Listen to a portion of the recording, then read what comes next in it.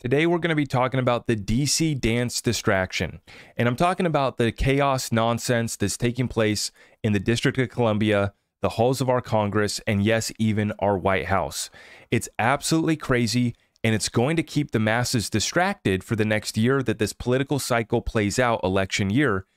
And meanwhile, the financial tsunami is already hitting. It is already hitting our shores. It is already wiping out some. And we got a lot more coming. We are in the eye of the storm, right? We're just now entering that eye of the storm. And I think it can even get a little bit worse from here too. So we need to be prepared. I talk about how I make it, how I protect it, and how we multiply it. And I do want to say, before I get into this, all this distraction, all this nonsense, if you're trying to protect some of that wealth, protect your hard-earned money, right now, we got some specials running with our affiliates linked up down below for the precious metals. If you're looking to get silver, gold, my good friend Andy Sheckman's running a gold blowout sale right now. We also have specials on silver, and then we also can roll over your 401k retirement account to precious metals as well. So please take advantage of that down below after we finish up this rather quick update, guys, because once again, I don't care to get, debating and offended. I'm not here to get upset or enraged by the DC dance. I'm here to understand it and then understand how I can prepare and invest accordingly. Where are we at on the timeline based off of where we're at in the world stage, the great act before us, right? What's the next act that they're going to play in this great timeline? We break that down, we decode that, and then we can run our businesses and invest accordingly. That's what this is all about. And now this, in regards to the Biden impeachment hearing that's going to be coming in on Thursday, we have Representative James Comer, who just subpoenaed and obtained 2 bank wires revealing that Hunter Biden received payments originating from Beijing in 2019, when Joe Biden was running for president. Joe Biden's Delaware home is listed as the beneficiary address for both money wires from China. So we got some connections going on here, not looking good. Mario Nafal gives us the summary here. It looks like Hunter Biden received $250,000 from China. The address is Joe Biden's home. And this was in 2019, couple wires, Delaware home.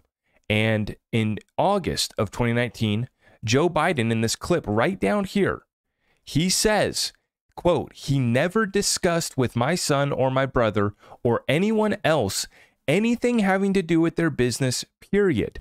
And I'll play this clip for you. He gets rather defensive and he turns it back on to, we need to investigate Trump.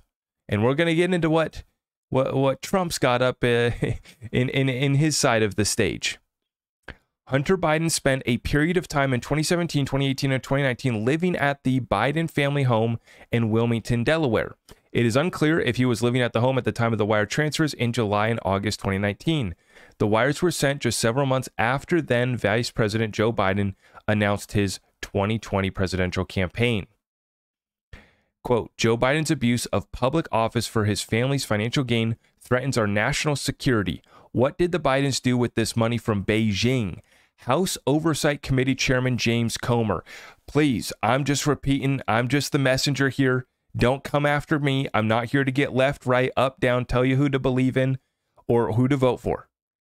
This is going to lead us into an impeachment hearing that's coming on the brink of us, about to have a government shutdown as well. Which, of course, we've been having government shutdown debates every year for the last decade or more, couple decades, really. I mean, it's just kind of an ongoing thing at this point. So once again, though, we have Gary Gensler testifying here today. We have Biden's impeachment hearing starting up tomorrow. And then we also get to see Trump's case as well. So let's play this clip right here. You can see how aggressive Joe gets. This is in August of 2019 when this Fox News reporter asks him about these dealings. And he says that he never discussed with my son or my brother or anyone else having anything to do with their business, period. Let's listen in here on Joe. I've never spoken to my son about real estate. I've never spoken to my son about real estate. And so how do you know? Here's what I know. I know Trump deserves to be investigated. He is violating every basic norm of a president. You should be asking him the question, Why is he on the phone with a foreign leader, trying to intimidate a foreign leader? If that's what happened, that appears what happened. You should be looking at Trump. Trump's doing this because he knows I'll beat him like a drum. And he's using the abuse of power and every element of the presidency to try to do something to smear me. Everybody looked at this, and everybody's looked at it and said there's nothing there. Ask the right question. Now, that is aggressive. That is an aggressive response from Joe Biden with that finger. That pointing was so aggressive, right? You guys know my position. Let all truth be revealed. And it's just now come out too that, the initial expectations was about $10 to $20 million worth of kind of bribery payments, stuff that needed to be investigated. Now they're saying that estimate was short. Now it's closer to 50 million. So let's just let all truth be revealed in that matter. But it's looking bad. It's looking bad for the Bidens, folks. Now, in regards to Trump's situation, a judge has now ruled Trump defrauded banks and insurers. Now, it's almost like they planned both of these here today at the same day, right? They both want to distract from each other. In the biggest blow yet, a judge ruled Trump committed fraud for years as he built his real estate empire.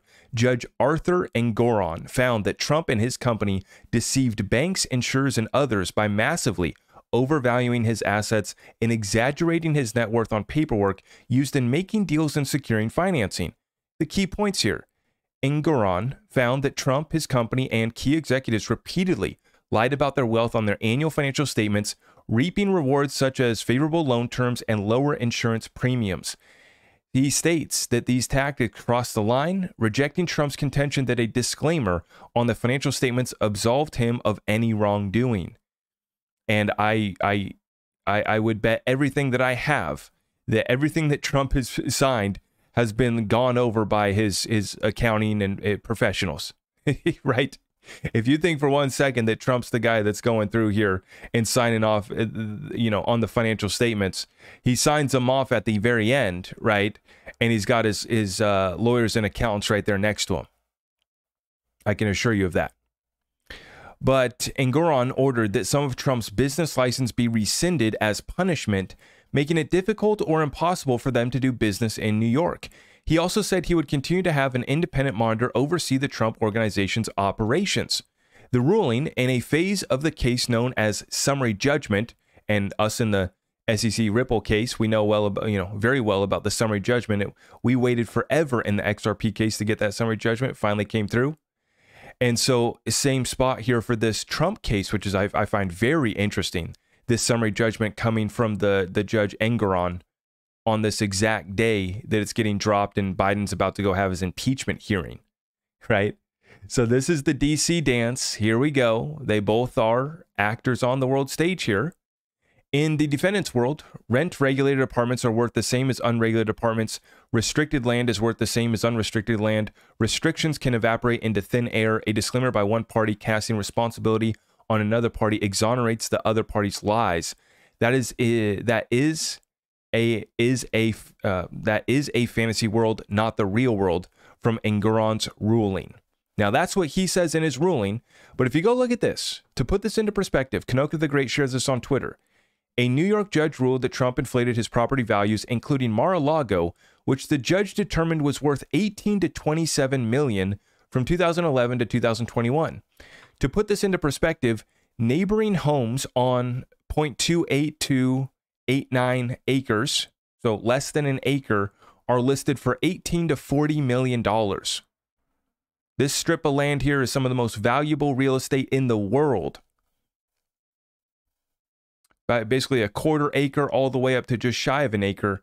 You're at 18 to 40 million dollars, while Mar-a-Lago is a 20-acre estate. Property in the middle is worth less, despite being 20 to 70 times larger. Eric Trump responds saying the real estate circles in Florida are laughing at this foolishness. Donald Trump Jr. responds, if Mar-a-Lago is worth 18 million, I'll take 10, please. Right? And so, folks, this is that tit for tat back and forth here. I saw this in the response here. Apparently, Forbes found an expert to say that the property was worth an estimated 725 million on the more aggressive estimates. and that when Forbes last valued the property in March, we went with a conservative $350 million. So even Forbes is recognizing that the property is worth hundreds of millions of dollars. And this judge, and what, I'm sure the judge brought experts, I'm sure they, had judges bringing opinions forward, right? But they're saying that this property is only worth 18 to 27 million. And even Forbes is saying it's worth a few hundred million on the conservative side, well upwards of, $500 million on the more aggressive valuation. Okay. So even with these interest rates, you're going to see this property $700 to $300 million. And the judge in this case is evaluating it at 17, 20 million, right? 18 to 27. It's an absolute joke in that regard. But if they have something on Trump, let it be revealed. If they have something on Biden, let's let it be revealed. Let's hold these guys accountable. And at the end of the day, this is going to paper over. The headlines are going to distract you from the financial tsunami that is hitting. And they are waiting. They are so excited to have the excuse. I don't know what is going to lead to the next black swan, but I predict that we get another simulation 2020 style event that comes through. I think that we bottom out in the crypto space between now and the spring. I think the broader equities market's lagging, real estate's lagging, but the new home sales data that came in yesterday is not good. It's down way worse than expectations. Not good. Real estate's cooling off. The bond returns right now going up to 4 and 5%. This disrupts everything. This disrupts everything, and the financial tsunami is here. It's a debt, currency, and a liquidity crisis. It's not going to go away. These guys want to kick the can down the road. They're going to debate a shutdown, right? And now we have the political and the legal battle commingling. And we ask ourselves, do we even have a country anymore with the way that some of these judges want to operate and rule? So I continue to take the stance. I continue to say, God bless the United States for having somewhat of a rule of law. Okay? We have some decent judges, and hopefully we can let all truth be revealed and bring justice back to this country. And that's what I'm looking forward to. No matter who gets elected, we're going to be taking advantage of the greatest transfer of wealth in world history regardless. And that's the point that I want to bring home. If you're looking to get tapped in with our community, you can do so by going to my website, zachrector.com, and getting in touch with us. I will see you guys in the next one. God bless you all. Thank you so much.